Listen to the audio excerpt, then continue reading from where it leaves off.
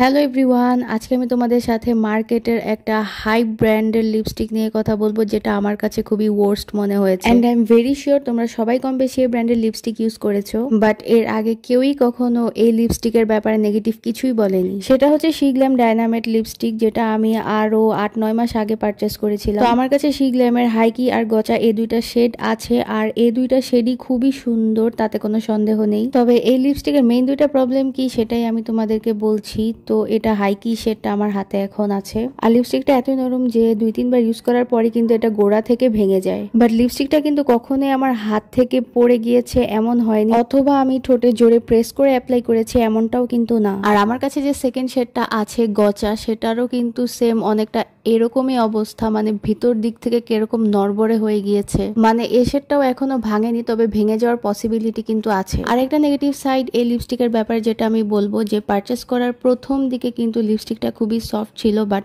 সময়ের সাথে সাথে দেখলাম যে লিপস্টিকের সারফেসটা ড্রাই হয়ে যেতে থাকে। আর সারফেসটা ড্রাই হয়ে যাওয়ার কারণে কিন্তু ইজিলি ঠোঁটে অ্যাপ্লাই করা যায় না, যার কারণে একটু ঘষে ঘষে অ্যাপ্লাই করতে হয়, যেটা খুবই বিরক্তিকর। শিগ্ল্যামের এই লিপস্টিকগুলো আমি 800 করে পারচেস করেছিলাম, আর 800 টাকায় লিপস্টিকের এরকম ফর্মুলা একদমই ওয়ার্থ ইট না, এটা আমার পার্সোনাল ওপিনিয়ন। আর তোমরাও শিগ্ল্যাম লিপস্টিক পারচেস করে এরকম প্রবলেম ফেস করেছো কিনা অবশ্যই কমেন্ট করে জানাও।